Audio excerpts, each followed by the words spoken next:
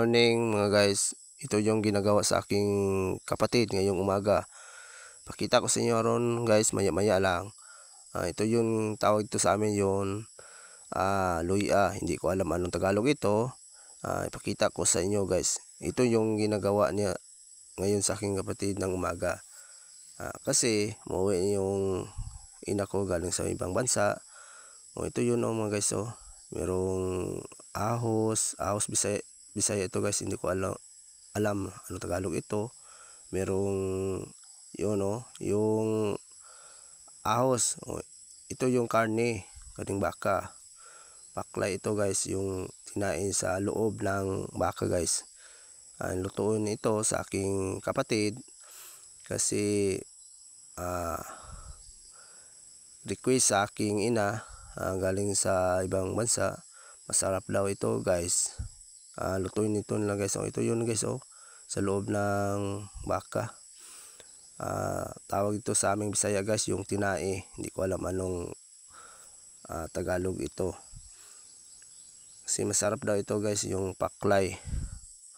Ito yung ginagawa sa aking kapatid ngayong umaga. Kasi yung ina ko uuwi siya 15 days dito sa Mindanao galing sa ibang bansa. Ito yan guys masarap ito. Pagtapos ito yung ihaw guys.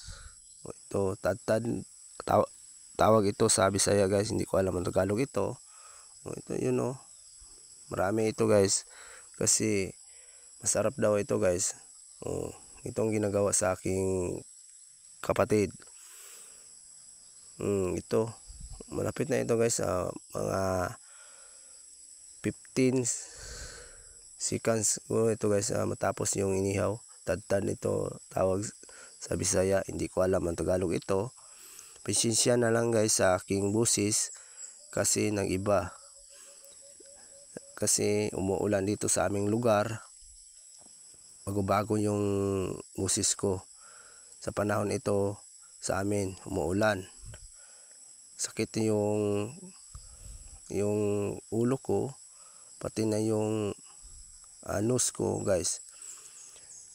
Inom ako ng gamot, okay na ngayon. Dati hindi na ako kasalita ng maganda, nagbago niyon. Tawag ito guys yung sipon. Ito yan guys malapit na ito. Pakita lang ko sa inyo guys paano yung mag-start ng magluluto. Dito sa amin marami dito. Hindi to mahal, konti lang mahal. Hindi siya masyadong mataas yung presyo sa palengke. 200 lang ito mga guys sa aming lugar. Yung tawag ito sa loob ng baka yung lutuin ngayon.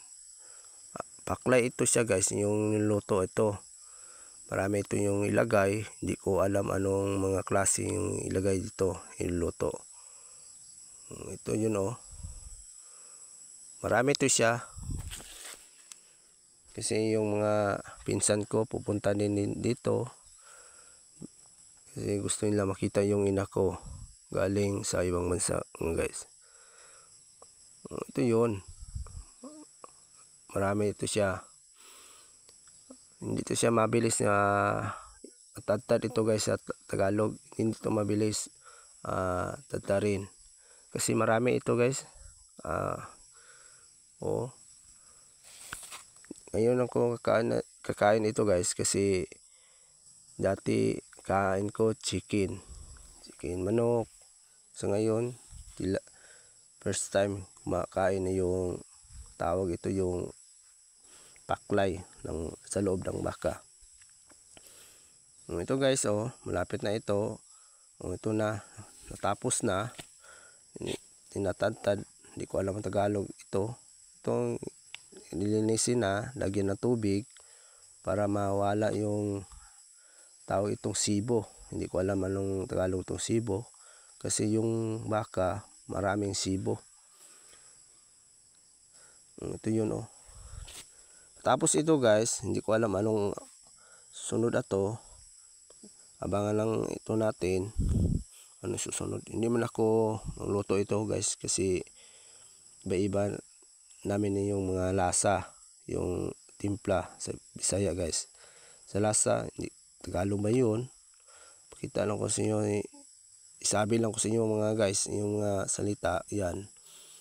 Kasi, ito yun natapos na, galing ito sa tubig, nilinisan, dito ilagay. Pagtapos ito guys, abangan na natin anong susunod ito. Itong ginagawa niya ngayon. Kasi yung kapatid ko, magaling magluto ng yung mga ulam. Ito na guys, anong gilagay ito?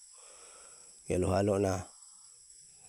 Lagyan ng ito siguro ng suka, yung sa niyog.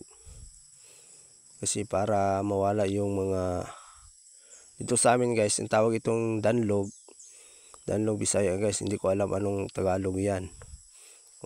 Una yung oil, tapos yung bawang, sibulyon mga guys. Merong loya, ilagyan. Pagtapos ito guys, yung tawag ito yung pula, red.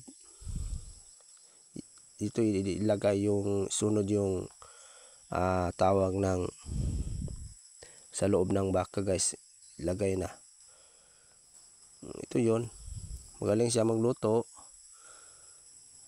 Sarap siya magtimpla mga guys. Ito guys, ilagay na yun sa loob ng kaldero ito guys.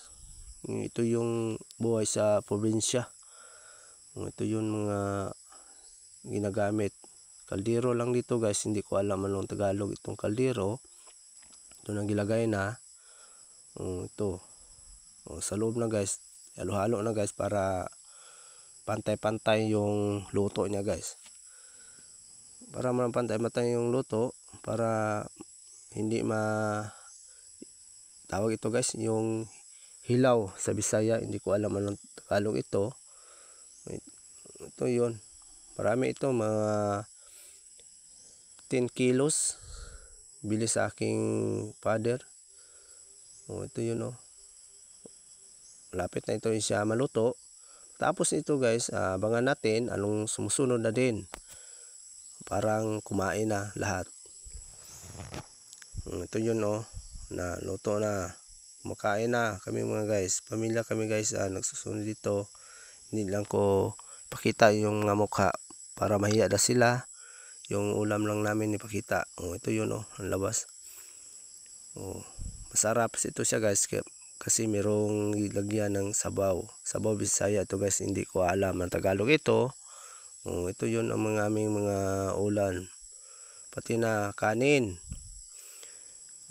Kanin to, rice.